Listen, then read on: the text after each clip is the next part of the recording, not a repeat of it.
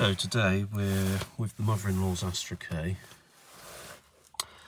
and the problem we have is a recurring service ESC warning.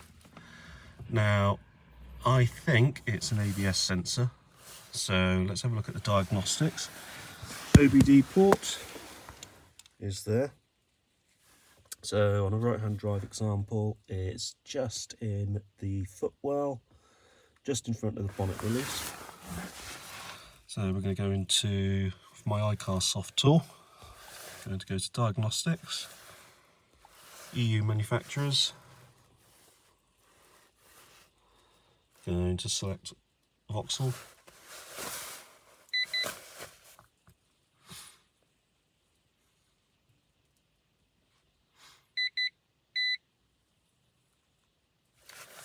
Vehicle select. We're in 2016, so we need 2016. Astra K. Astra J is also available because it was sort of the switchover period.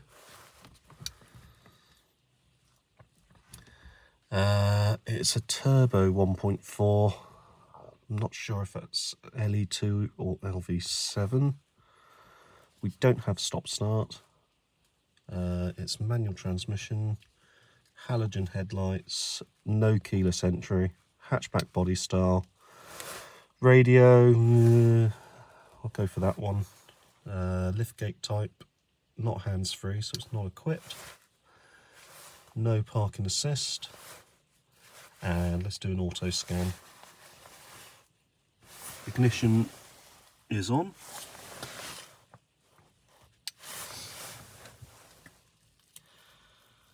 And let's see what it comes up with.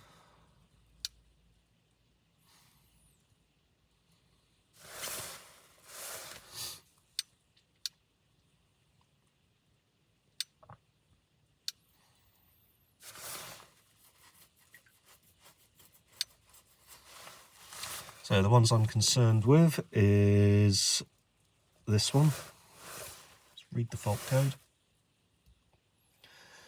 There you go. State low voltage or open. This is a stored error. Left front wheel speed sensor circuit. So ABS sensor on the front. We'll check the engine ones. They'll be related.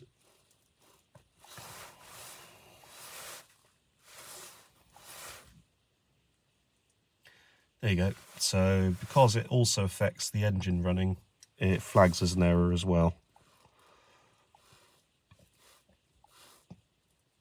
And the power steering one, let's do a reader fault code.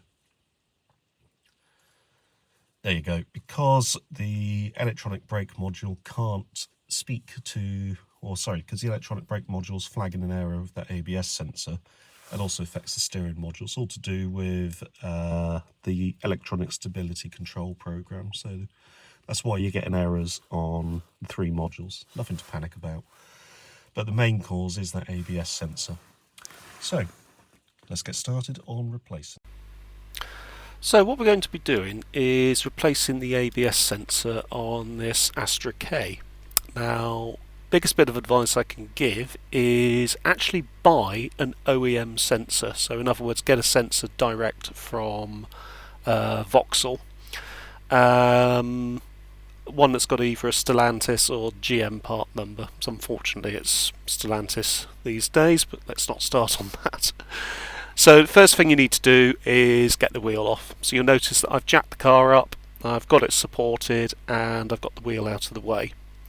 Now thankfully the sensor itself is located in the wheel hub, as you can see there. And I would recommend using a good penetrative lubricant such as Plus Gas. It's always a good one for this. It is, if I recall from memory, a 7mm bolt holding it in place. Now it may be a little bit stiff to come out, so you can actually use a flat bladed screwdriver just to gently prise it out. The last thing that you want to do is to actually snap the sensor itself. If you do that, it leaves a little bit of plastic in the hole itself, and means that you then have to start taking out drive shafts and all of that sort of stuff. Now the sensor itself runs up behind this flexible sort of fabricy arch liner. It's not actually a plastic arch liner, it's this sort of like fabric foam type stuff.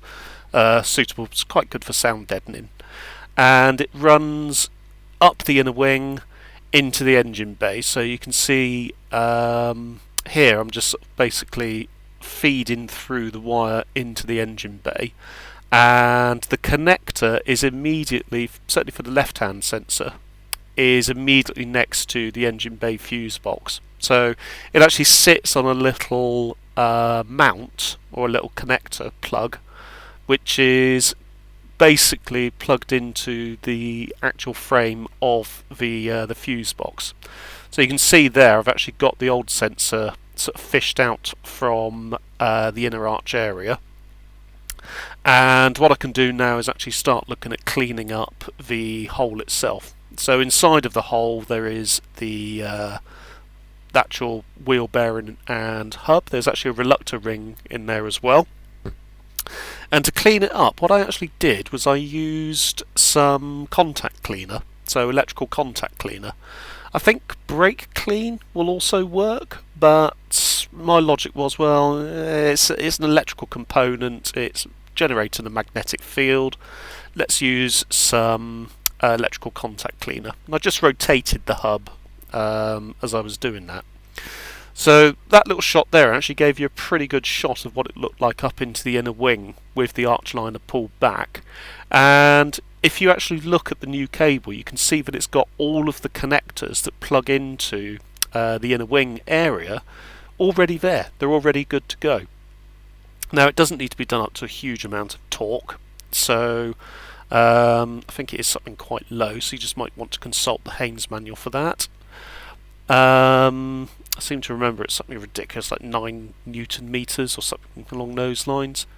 But you feed it up through the inner wing area, you poke it through the hole, and it will actually be visible sort of just down to the right of, well, sorry, down to the near the headlight area. So you can see me sort of trying to feed it up through there. Sorry, I do apologise. It's actually there. So you see at the back of the, not near the headlight area, that's where the connector you plug it into is. But if you see the area up by the rear of the fuse box, it actually comes up there, and then you can actually get into it and plug it in.